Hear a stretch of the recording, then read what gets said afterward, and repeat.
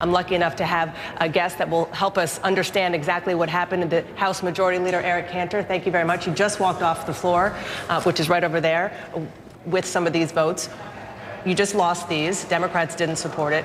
Will you then go ahead tomorrow and do this and pass them with Republican support only? Well, it's interesting. We've got significant Democrat support on some of these bills. I mean, we just had up the bill to fund the Veterans Administration, a bill to help the District of Columbia take advantage of its own revenues, having nothing to do with the federal government, to help the people of Washington, D.C.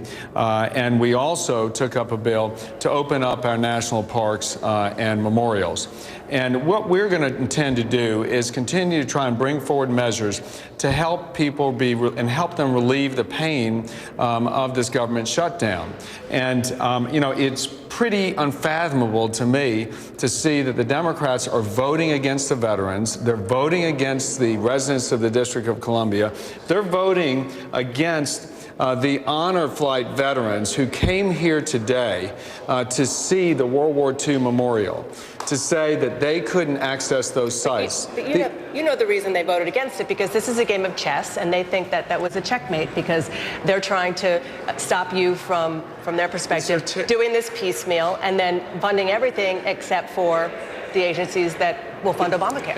And so what we want to do is really change the way the business is done here. We should be focusing on what brings us together. No one disagrees with funding the Veterans Administration, so how could a Democrat vote against that? No one disagrees with funding the District of Columbia in allowing it to access its own revenues, not federal taxpayer revenues. No one disagrees with opening up the World War II memorial. So why is it that you could say, well, we're just not going to support those things? Those are terrible. That's a terrible message to send to people who are hurting right now. So you'll go back at it tomorrow in a different way. We're going to, and see, the president talked about, you know, NIH and not being available there for sick kids.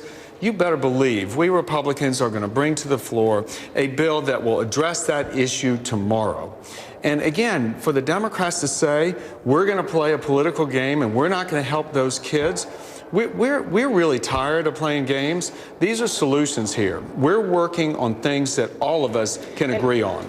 Now, one of your Republican colleagues, Congressman Nunes, said that your whole strategy, the Republican strategy, is that when Democrats complain, you'll say, okay, fine, we'll bring a bill to the floor funding it. And that is the case with NIH and so forth. Is that the strategy here, to just vote on whatever Democrats complain about, except for Obamacare? If the president has mentioned that there are problems out there, that people are suffering from the shutdown, we get it. We understand that. We have employees that are furloughed, just as the other hundreds of thousands of government employees that are having to suffer. We want to address the problems that American people are facing. So that's why we have an answer on the floor. All of us can agree on this. So why would it be that it's unacceptable for us to do the things we agree on? Of course we should help these people. Can I just ask you one very quick question, because I need to get back to Anderson. The next important fight is defaulting, whether or not the U.S. will default on its loans.